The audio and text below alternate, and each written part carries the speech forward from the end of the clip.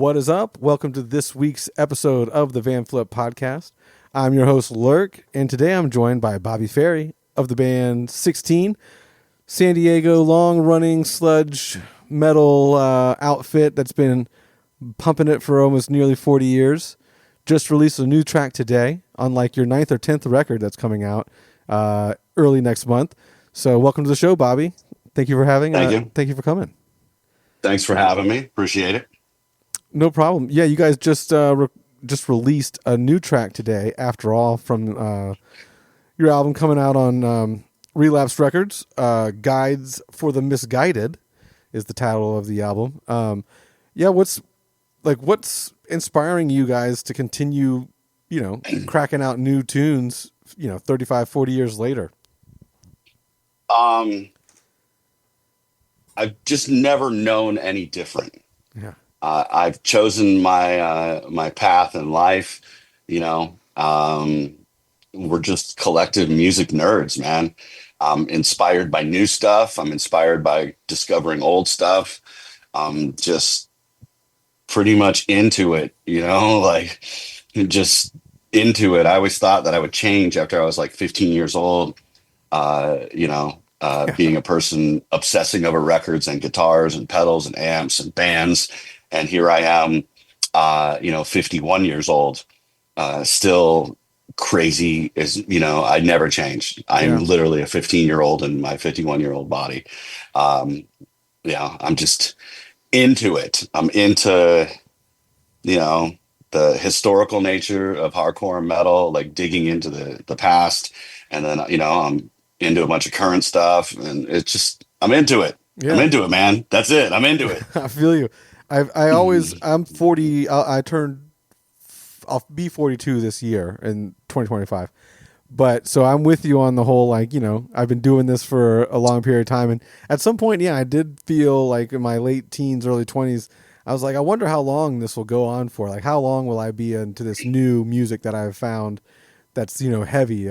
Once you kind of step out of your parents', wheelhouse, whatever your parents were kind of playing around you or showing you, you kind of go down the rabbit hole of well, how long am I going to be listening to this, whatever band that's probably listened to by another 100 people in my local area tops, how long?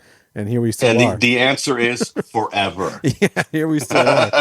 Yeah, there's a bunch of little bands that I'm oh man, I didn't realize I'd be listening to this unknown new metal band for fucking 30 years, but here we are. I know. But here we are 30 years later, still discovering stuff that either didn't hit the wall, stick when they threw it out there, or that captured us when our brains were soft and we were being imprinted as teenagers, and that music just stuck with us forever. Yeah. So what was some of that that kind of stuck to your head early on? Can you remember was anything that made you get into music itself and guitar or vocals or whatever?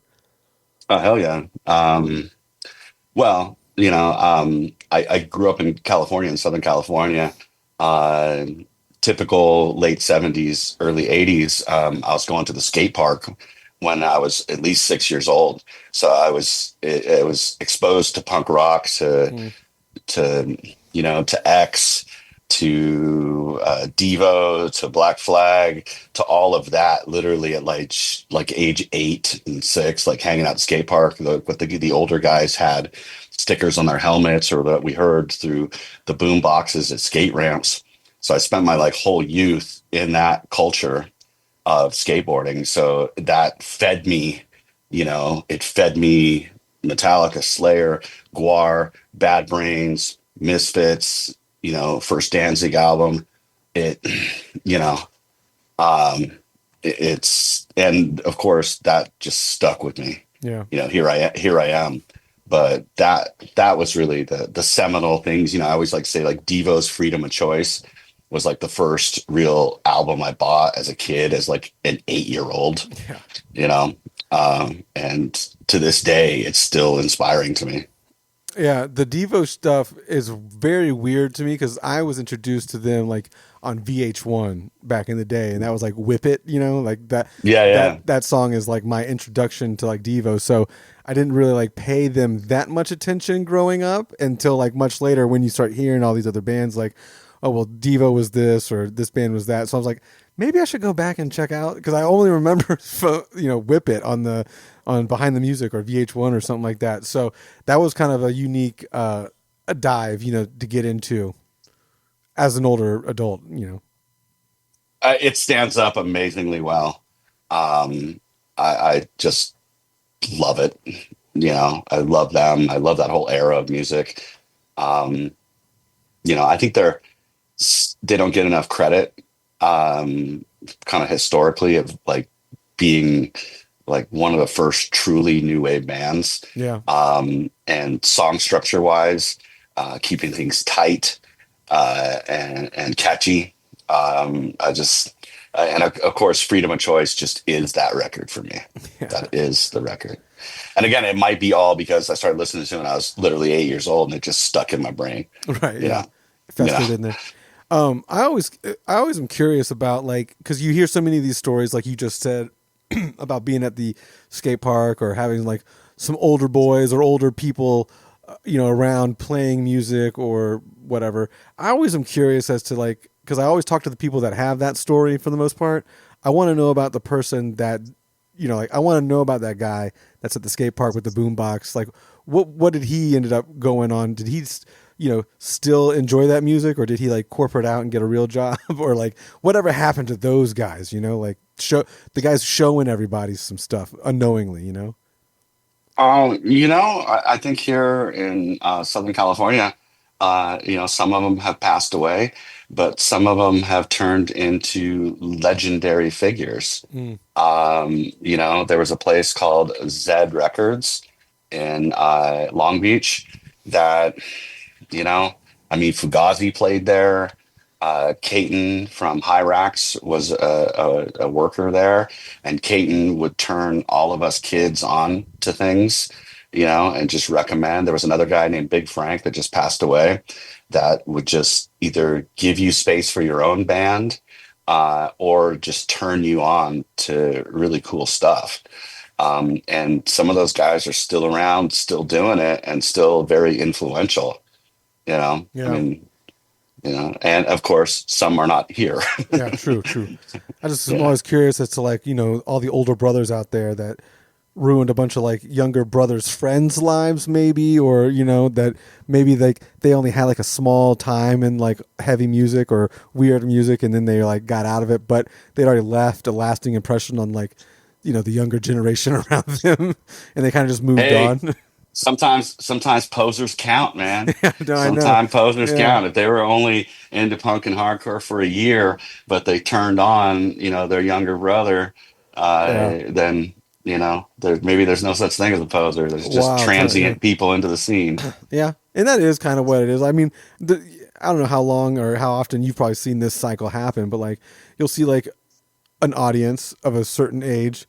Then like they'll have kids, they'll drop off the face of the earth for like, 10, 20 years. And then after those kids are kind of like able to fend for themselves or out of the house, you'll start seeing those people come right back out, in the public and kind of like re-immerse themselves in their worlds that they've, left for long ago.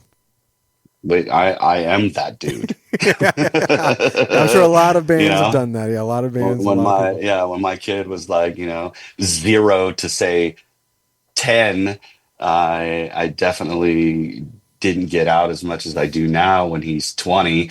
And of course, when kids are 20, they want nothing to do with you. So I'm just like, hey, what's up? And he's like, what's up with you? Can I borrow the car? And I'm like, okay, I'm going to a show, so I'll see you later. Yeah. So you guys don't like, he doesn't join you on your quest for new music or heavy music? Like any rebelling teenager, he's into his own thing, and I have to respect that. Yep. And every time he tries to talk me into some new whatever he listens to, I have to remember me trying to explain Black Flag to my dad, and my dad saying that this is dog shit, dangerous music that you shouldn't be listening to. And then when my son comes to me with, check this out, this is groundbreaking, and I'm just like, be nice. And also, it's like you're just aging yourself by hating on the new stuff. It's like, it's all good. That is true. That is true. Speaking of like, bridging the gap, I mean, we'll get into like early influences and how you got, 16 created sound and stuff like that. But you had mentioned when we first got on that you are still current in like hanging out with new music and finding new bands. What are some like, it doesn't have to be a new band, but what are some new songs or new albums and new bands that you're into? Um, I mean, I'm like, so music is just like this inexhaustible well that never ends. Like just this week, so we released this song Proudly Damned. We did a video for it. It's on YouTube, and I look at the comments and I'm like, these guys just rip off Catatonia. And I'm like, who? Yeah. I've never even heard Catatonia. Like, I don't even know who they are. Like, for some reason that they bubbled up through my whole life. I've never heard Catatonia till this week. And then I'm like, well, Catatonia, if I'm ripping them off, they must sound pretty sick. Yeah. And I'm like, so I start listening to Catatonia all this week and I'm like stoked on them. So it's like, and they've been around for just as long as we have been around. Yeah. Like, Is it the I don't newer know, one, man. the new Catatonia, the newer Catatonia album, or which one? Um, don't quiz me on an exact album. I can explain the cover. It's a pretty iconic cover, like the skull thing with the hat. That's the one I've been listening to. Okay, okay, so It's another one. maybe 10 years ago or Yeah, 8 years okay. ago. I got into Yeah. that. I don't think you guys sound similar. Or at least the new stuff that you guys put out recently, at least, does not really sound like the Catatonia I listen to. I listen to more of the newer stuff. It's more like proggy, rock Like stuff. almost adult contemporary. Yeah, yeah, I, yeah, I I dig it too. yeah. I did. I Um, really dig that newer album for sure. Yeah, I totally dig it too. So, that's kind of like I discovered Catatonia this week, and here I am, 51 years old. And I think collectively, me and the band, we're always either turning each other on to like new stuff or like deep diving into old stuff. John Sykes just passed away, Hmm. guitarist of many things, but, that Thin Lizzy that he sang, that he played guitar on, just killed it, man. Just killed it. That Yeah, album is it Thunder and Lightning or something like that? and it's such an It's influential album for a lot of guitar players too. Yeah, yeah, man. So I mean, it's an inexhaustible well, and there's a bunch of really great new stuff too. Yeah, There's a whole new wave of hardcore that kind of is obviously killing it in the crowd space with drawing huge numbers, but it's also unapologetically heavy and hard, yeah, and it's awesome to see. You yeah. know, It definitely has grown. I mean, obviously, the pandemic and Reels and TikTok and all that cool stuff has kind of like really pushed the hardcore vibe, to the younger generation for sure. And they're seeing a bunch of like wild stuff on, little clips here and there. It's a little different when you get into these venues and shows and stuff like that. But it is crazy, that's for sure. Yeah, it's good that you're always kind of like keeping pace with what's current today too. But when you guys are like writing this new record, outside, I don't want to ask what inspired you because you already kind of went over that, but like, does the record have like a theme or a story throughout the entire body of work, or is it just like a culmination of good songs that the band's put together and they just kind of like you select it in a certain order, or is there like a presentable piece of art that is all cohesive? records are built, but then like any art, it's never finished. It's just abandoned. Yeah. And yeah, there was, you know, uh, what is it? The like, what is it like the droids, the Star Wars droids? The theme will reveal itself. Uh-huh. So like after we assembled a few songs, a theme emerged.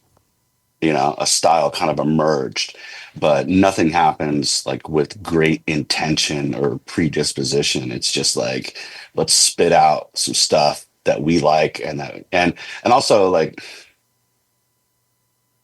the reward, the return on investment, and thinking of in terms of a band. uh it's not a profit and loss business. It's not a business at all. It's art. Mm. And so I just try to conceptualize it all as art and leave all the rest out of it. And then let's see what happens when these 10 songs are all together, and let's see where the theme is. Like I said, the theme will, the theme will emerge. So that's kind of the ethic we work by. Interesting. Uh, and also it's like, I mean, I've been doing this a long time. You can have a lot of intentions to like, this is going to be totally different. Nope. It sounds just like 16. Yeah. So, I am what I am. We are who we are. So, So that brings me to my next question. Like, how does this album differ from like Dream Squasher or the one from 2022 as well? um, well, different songs. Right, right, right. But, there's more of a kind of anti-religious theme to every song that's kind of emerged. There's a different studio we recorded at, so that's a huge thing of a total different environment. Interesting. So we worked, with the different people.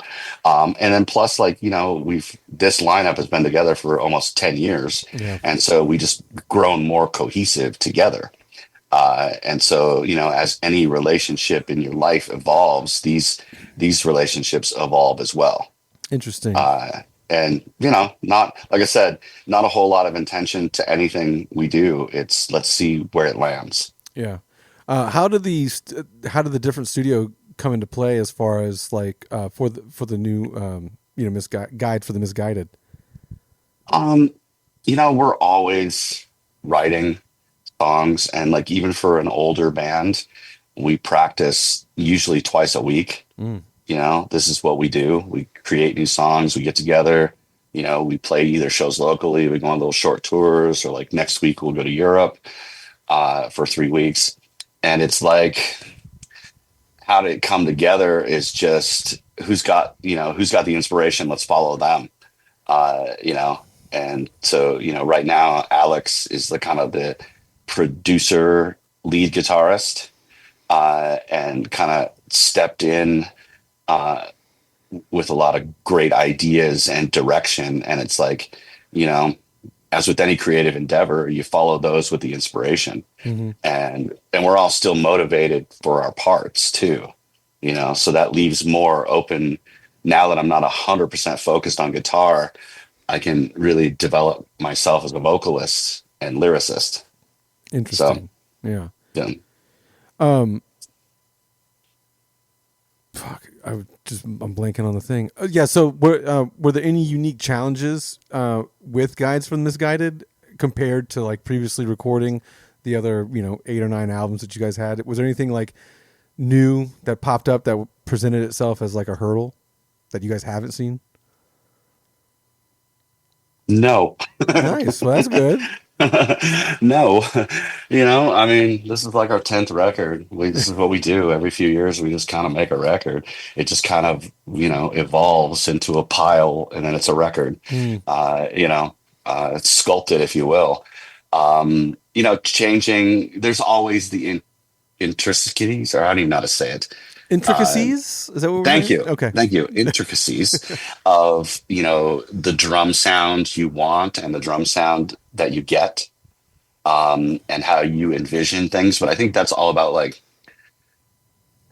in a creative process, you really need to keep your expectations open Mm.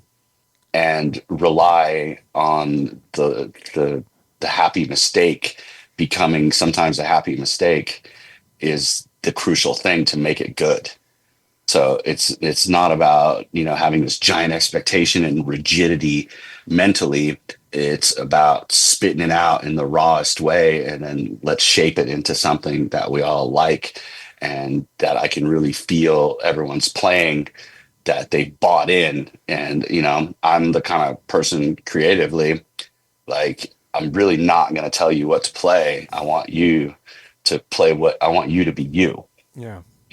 And I expect the same, but I really, I've chosen to play with people that I respect, and that we have a relationship that they're going to be totally honest, but also their contributions, I'm always digging, Yeah. I just dig them as a player. Yeah. So, Does that Like, allow? do what you do, and I'll do what I do, and this is a semi-team sport, and we're gonna walk this tightrope together creatively, Yeah. and we're gonna see where the destination is. Was there anything that maybe you or another member, speaking of playing and their ability or their what they bring to the table, was there anything that someone brought in this round that was different than the previous, times in the studio? And how did that end up either not working out or working out for the band? Like, did it make the cutting room? Did it make the final cut, or did things end up on the cutting room floor, so to speak? I mean, I'm probably that guy. I brought a lot of clean vocals to Mm. this album. That's something, that evolved 3 records ago. We had a couple songs clean vocals, and then we had maybe, 4 songs clean vocals, and now like half of them have it. Either that's an aging thing that you guys went soft, or it's actually very difficult to do. And it's super hard to sing in key and sing a melody and play a guitar. Yeah. And I'm still developing it now, but I think I took some creative risks. Like on song 3, it's called Blood Atonement Blues. Song's clean throughout the whole thing, Mm. and I'm hitting kind of keys and registers that I never did before. So I was stretching myself, but luckily I had the buy-in, and I had the buy-in and trust of everybody else to just kind of go for it. Who makes the final say, and like that makes the cut or that ends up on the floor? It's a collective. I Yeah. think we all know each other Yeah, well okay. enough. I mean, I guess I'm the guy, but I'm also ready for a spirited debate or Gotcha. even to be yelled at. You know what I'm saying? Like, it's all good. Like, if you give a shit about what you do, then it's not always going to be smooth sailing. Yeah. And I respect that. We keep it in a creative space, but I mean, I'd say each of us are that guy too. That's like, it's like right of refusal. I'm not gonna like force everybody to play on my reggae project, you know. True. True. Yeah. Um, what was it? Where did like how did you guys get into being like a sludge metal band in the very very early days of the 90s, and especially in like lower California? Like, what were some of the things like how did you guys get into that sound? So, our first record, Purpose of the Kick, was done. And, I was literally like 19 years old. And at the time, I was heavily involved in like the amphetamine reptile scene Mm. of noise rock, of Unsane, Hammerhead, Tar, Helmet, of course, and that whole first wave. And so that was the primary influence on our first record. Our second record, I started really getting into the first Fudge Tunnel.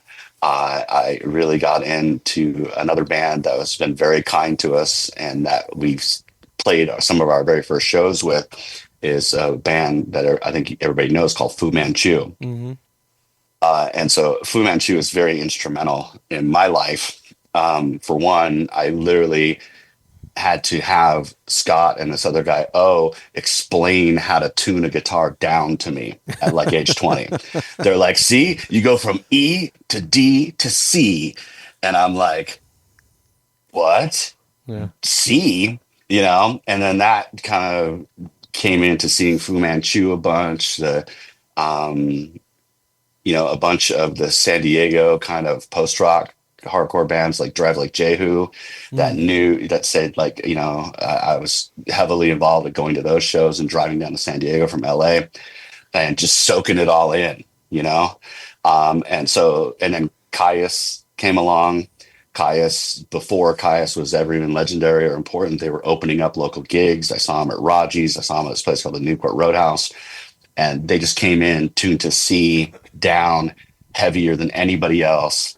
And I kind of just tuned my guitar down to C and then kind of squished it stoner rock with my love of hardcore and noise rock. Mm. And then here we are, Yeah. So like I was just perfectly at the cosmos, right time, right place as a kid with a soft brain, very impressionable, just checking out all the good stuff around me and Yeah. seeing these bands, seeing Rollins band in their earliest and seeing a bunch of bands at like the Anti Club in Hollywood, and seeing Red Cross and Jane's Addiction Mm. as a teenager, literally like in the 10th grade, and seeing Dinosaur Jr.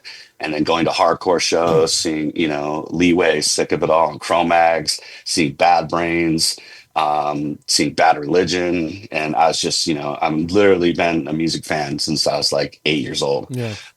And I spent my whole like high school going to shows, spent my whole 20s either playing shows or going to shows in various levels of sobriety and criminal activity, until here I am on the other end of Yeah. it. Like I said in the beginning, still the same dude. Yeah. I never Just changed. more responsibilities, unfortunately. Yeah, Yeah. It's kind of weird that you guys have kind of been thrown into the stoner slash sludge wheelhouse, and weren't really.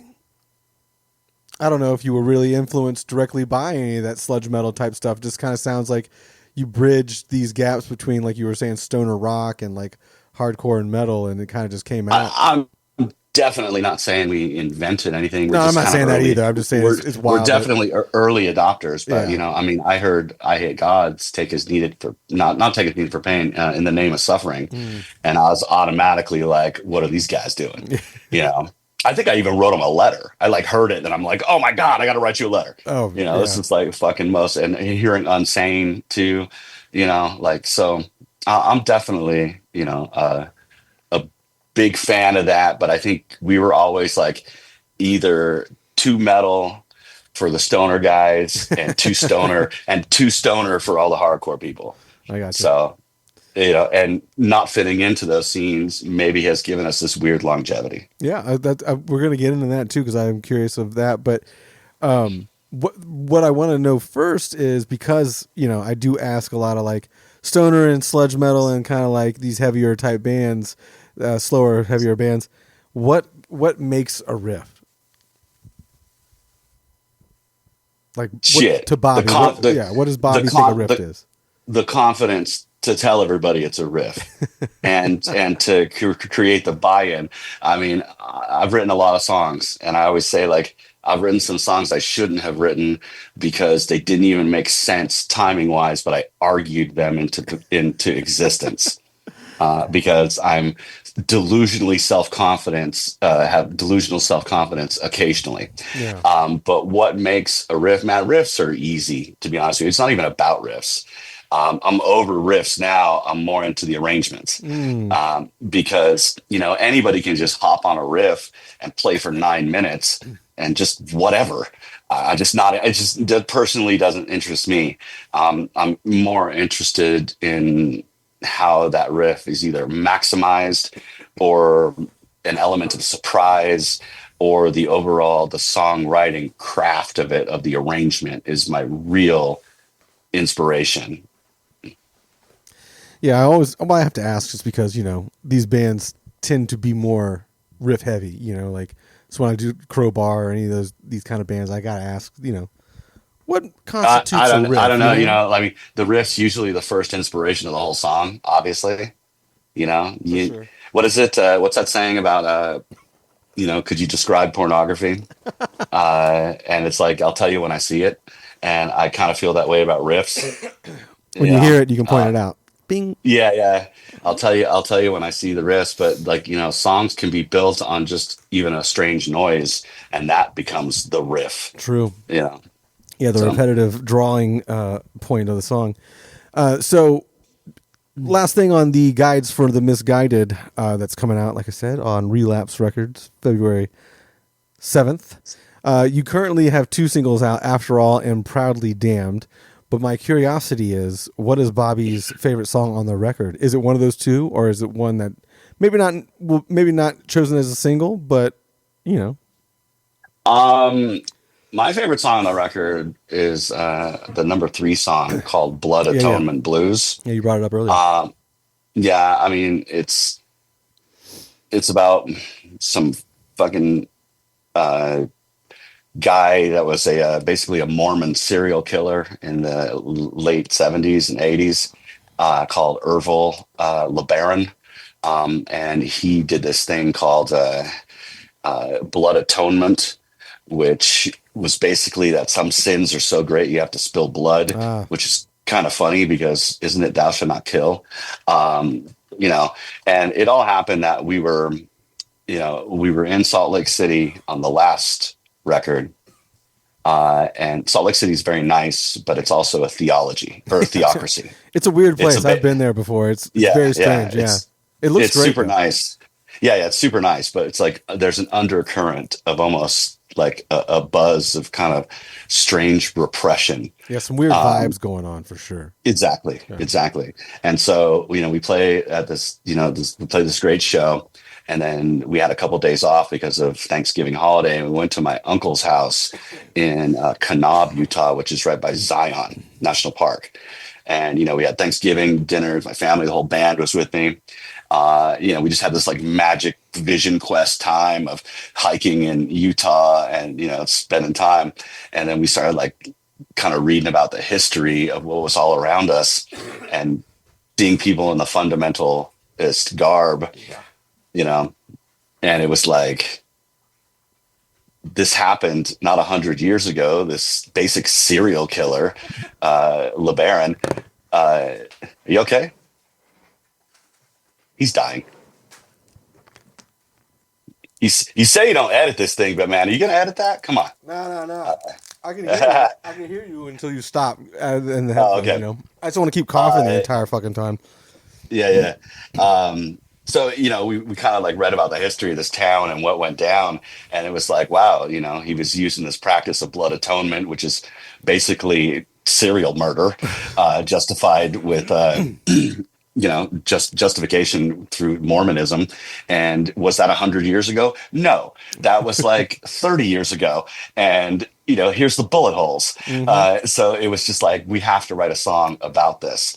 And then so it kind of just like envisioned this epic, heavy song, about the ridiculousness of this policy where they justified murder through their religion, and it wasn't 100 years ago. It wasn't 500 years ago. It was like 1982. Yeah. And I just thought like that. That's you always need an angle, and that was the angle. So I'm pretty stoked on that song as the angle. That's nice. When you guys travel or are on tour or recording anything, out of town or out of state, do you guys like research any of that kind of weird stuff, like morbid, Yeah, we're total stuff, dark? tourists. Do you do the We're dark total. tourism? Yeah, we're total tourists. So Nice, nice. I want I've to. gotten into that recently. Yeah, I either want to check out the evil history, or I want to eat all the local cuisine. Hmm. I want to go where the locals drink. Nice. I want to hang out. Generally, touring as a musician is great because you always have someone wanting to introduce you to their town. Right. Like a quote unquote fixer or something like that. I'll just show you a good time. Hmm. So, I always say like, even all through Europe and the South, I've been looking for ghosts, man, but I've never seen one. Yeah, I've never I've seen a never, ghost either, but yeah, like, people are like, this place is haunted. And I'm like, well, just like Salt Lake, the vibe is weird. The vibe can be weird in like New Orleans or any kind of like yeah, quote unquote haunted place. But yeah. yeah, in the last couple of years, we've kind of dove into some dark tourism stuff. So that's been a kind of cool thing to do when we go to like a new city. Like in Dallas, we did a bunch of the JFK stuff. Oh, right.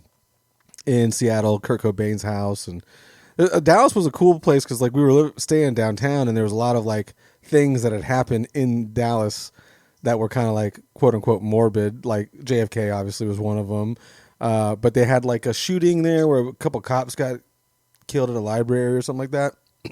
Turns out that was like on our street, down the street, so we went and just kind of like checked that out a little bit. But it's not as popular, but it's pretty kind of unique, and just a story you I get don't to know. tell with people that you're like, oh, you went there, but I saw this.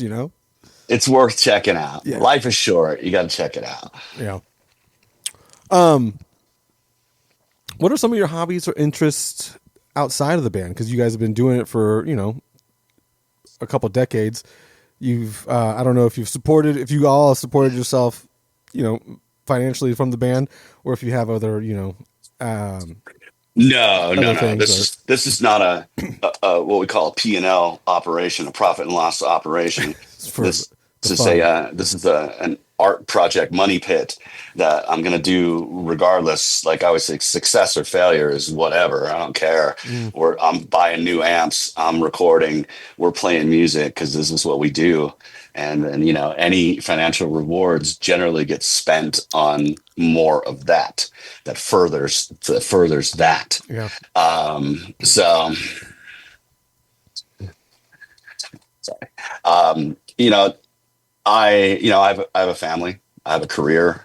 My wife. The band. I never wanted to. I mean, of course, you always want to make a living with what you love, but I think that might be a double-edged sword. Yeah. So I never have to. I never have to get into the business of making commerce. I can just make art. And success is awesome. And it's like, and my success is I've got, probably including 7 inches, like 30 pieces of vinyl Yeah. in various limited editions, colors, or whatever that we've created. I've, worked with so many amazing visual artists that have shown interest in us from Pusshead in the early days all the way to Merrill. That alone is a blessing. But like, for me, my whole youth was spent skateboarding. At one point I was pretty good, and got all, I had a ramp. I was sponsored by different companies, and, I got to travel a lot, and I learned a lot about life through failure of Mm-hmm. skateboarding, Mm-hmm. because like I say, you like kind of learn the lessons of gravity soon. You learn a lot about life, hucking yourself downstairs and, breaking, vertebrae in your back on vert ramps and whatever. You learn a lot about success and failure and resilience. So I basically did that, up until I discovered, rock and roll. So I was, and I was doing that both. Got injuries like everybody else, and then I worked in the skateboarding industry, Mm. my late 20s to my mid 30s, as a sales manager for some of the biggest companies, that, I just kind of lucked myself into it. But I learned a lot about the basics of business there, basics. Um, my early 30s, I had a kid, family, wife, still married to the same woman 26 years later. Uh, you know, Definitely, Congratulations. learned a lot about not being a drug addict loser. Yeah. Yeah. In my late 20s when I thought that was cool. But here I am alive. And on the other side of all this, my kid's 20 now. Like any 20-year-old, they don't want nothing to do with you now because they got their own Yeah. Yeah. lives. Yeah. Let me borrow the car, Dad, etc. And of course, they're not, into the same music, which is perfect because, you know. So, and I think I speak for the rest of the band as almost the same life journey. Like we all, we dedicated ourselves young, to either touring or being a shithead, and then we cleaned up, had families, and here we are as responsible punk rock citizens. Yeah. Yeah. Yeah. On the other end of, fucking mortgage jobs, fucking family vacations, Yeah. just the whole bit, but still real kind of still dedicated to what we do creatively, because what the fuck else is there? Yeah. And I'm still psyched on it. Still totally psyched on it.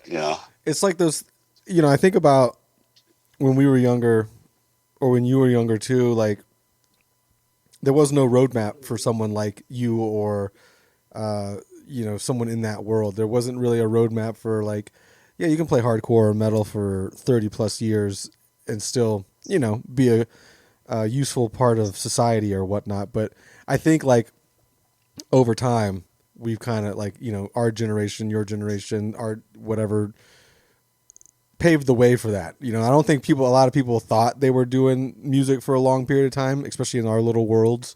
Like Yeah. rock and roll was different because metal and rock and roll had their big shine in the 80s and stuff like that. And that was all fine and dandy hair metal and all this that the other, but there was still underground stuff going on Yeah. that entire time. So like, you know, it was just I do always kind of have to like give a hand to those people that probably just paved the way of like, I'm going to be in a shitty band. Not that saying that you're in a shitty band or anyone is in a shitty band, but I'm going to be in a band that's going to be liked by 50 It's all people. right. It's all right, man. You already said it. No, no, no. Whatever. I'm not saying 16 is a shitty band. I'm just saying there are bands out there playing to, you know, not full rooms on a yearly basis, and they still just plug along and they still just do it. And you know, I don't think that was something that some people thought of 40 years ago, just to continue on. I don't know, man. Have you heard the Velvet Underground?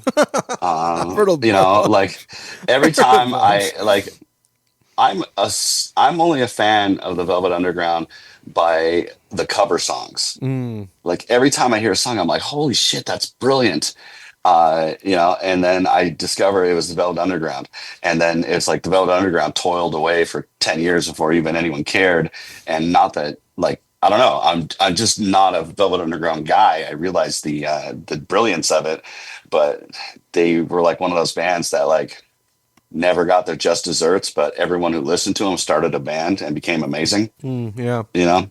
So it was like, you know, I don't know. I think there's like some honor in that too. Mm. You know, there's like total honor in, I loved like, you know, I mean, in the last decade, I've seen a bunch of bands that are now legendary to like 5 people, Yeah, oh, no, no, no, you yeah. know, I'm saying there's a bunch of road it's dogs out there amazing. doing it. There are a bunch Yeah. of them out there. Fucking living it. And Yeah, again, you kudos to got to all of them. recognize that. You got to recognize that commitment because that really playing to no one makes you question your motivation Yeah, oh for big sure, time. dude. And I would say there's a point where it just turns into performance art. Yeah, You know, there's a Wednesday night at a Moroccan restaurant with a PA that's a, a karaoke machine to the whole place ignoring you while we play death metal. yeah, And that's just like fucking amazing that people don't give a fuck and just do that. And that rules. yeah, Like that's truly punk. That's truly punk. yeah, Like they're playing to people that don't give a shit about them and they're giving it their all. Kind of down for that. yeah. You know, I was never one to be able to fully sell it like that. When I was in a band and like the crowd wasn't feeling it, it affected me wholeheartedly, which probably was a negative aspect of it. But I was just so young and couldn't realize how to deal with those feelings of just like, what do you mean I'm not being liked up here on stage? I'm doing my whole thing and they're not feeling it. It gets easier. Just keep doing it. Yeah, I did not. So that You there's know, that. I Yeah. mean, it's almost like I tend to thrive on that indifference and hate now. Hmm. It's just like, man, fuck you. I'm gonna do what I'm gonna do, Yeah, regardless of you. You know, for which sure. like I don't know. I got mad respect for that kind of attitude. Same. I just couldn't pull it off 20 something years ago. That's on me, 100%. But you Like I know, said, it used to bother me, and now it's just like it's just part of the deal, and I don't care. it's You know. expected. It's somewhat expected. It's just that person that just sits there and flips you off the full time. They're just like, fuck you this whole time. And you're like, yeah, man, what's your problem? But guess what? You're still standing here, stupid. Yeah, So you're I'm being playing. you're encompassed by it all now. So enjoy that. Yeah. You guys have spent like a quite a long time with Relapse. And you were speaking earlier about like doing whatever it is you want to do and not worrying about successes, yada yada yada yada. How has that relationship with Relapse like? How'd you guys fall into that, and then how's it grown over time? Because again, they seem to support you guys in doing whatever you wanted to do for the last, I don't know, 15-ish years or so. So, I wanted to expand on that relationship and whatnot. It's just what it is, a relationship. Um, and like any good relationship, you kind of there's credibility and there's respect. And I was a fan of them before we worked with them. We wanted to work with them, back in the 90s. I was a big fan, totally. Um, and how it evolved, like literally somebody had made a former member had made like a MySpace tribute page Hmm. to us in MySpace. And we got an email there that says, you guys interested in doing a record? And we were just like, yes. Hmm. And then here we are. And how do we do it now? I don't talk to them or tell them much of anything. I have my friends there, and I respect their business model for still being in business, because record labels have come and gone in my lifetime, and Relapse is like just a steady pillar Hmm. of a lot of amazing music. I never plan on releasing a record with anybody until the record's done. I never take an advance from anyone. I never, like I said, we don't even know it's a record until we have 10 songs, and then we all look at each other and we go, do we run away from this or do we keep working on it? Like there's no, and again, that's to our detriment. I'm sure some career planning would help us Yeah. and all that stuff. But honestly, I don't give a shit. Like, I just really want to conceptualize this as art. And, like, those guys are amazing. And it's almost like they do what they do. I do what I do. If they're interested, then there's an option, Hmm. and it's like I complete every record and then I play it for them and see if they're interested, and they just always find a place for us. Interesting. So I'm never looping them in early anymore. Here we are on like 10 records, later in career. But it's like awesome because, I think that we have the credibility that I can make a record, put it in the can, record it over 6 months ourselves, you know, on the cheap with friends, with whatever, going to different places, just doing whatever we need to do. And then at the end of it, we play it for them and they're like, this is great. you know, Here's your release date. And we're like, cool. Yeah. you know, so literally as much as comes into it.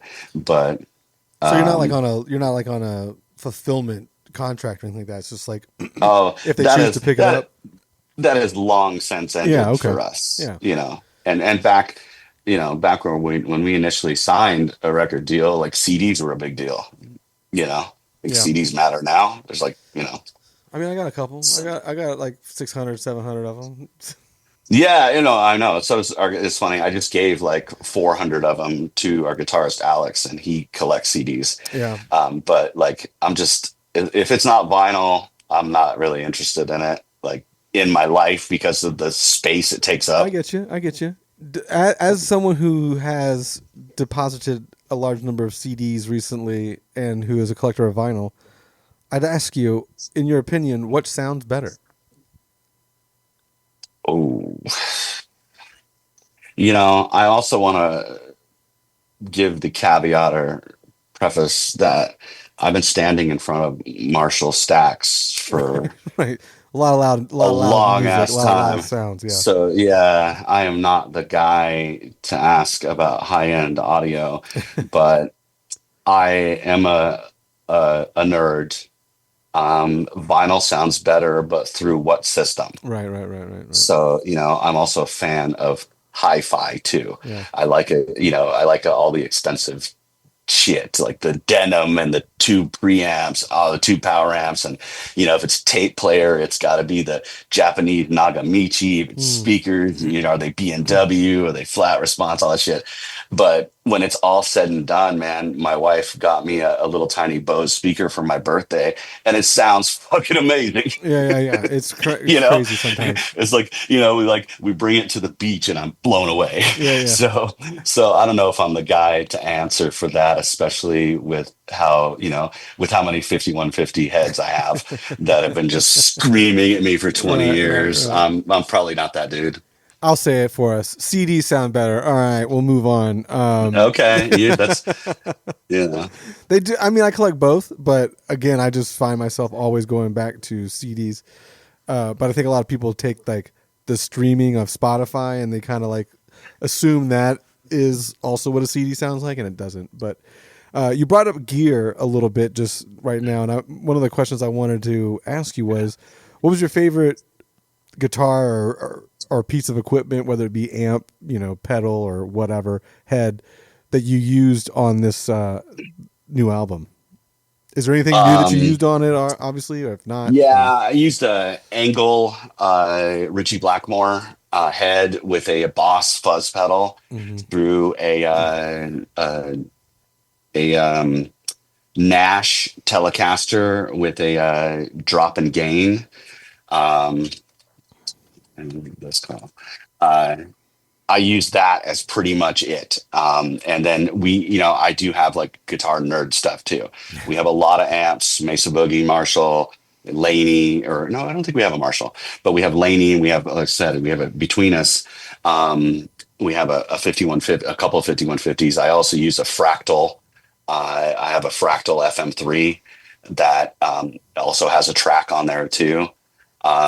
So I am getting called to an you're emergency. good. Yeah, I I was gonna hate cut to. you a lot anyway because I know you're probably working. I felt like you were doing a work thing anyway, but No, no, no. I gave us an hour. So, no, you're good. Yeah, we've got it all. I was just gonna like okay. literally wrap it up after that. So, Bobby, I appreciate your time. I'll let you go. And like I said, Guides for the Misguided comes out February 7th. They got 2 singles out now. Check it out.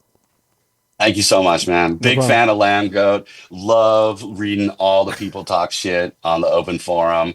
It's nothing but comedy, and sometimes it's irrational hate. So you guys need to calm down. But Yeah, I'm sure it's that'll do it. for the most part, it's hilarious. So I appreciate you guys all talking shit, man. And No thank you problem. so much Have for a the good one, time. Bobby. Peace out, brother. Later. Take care.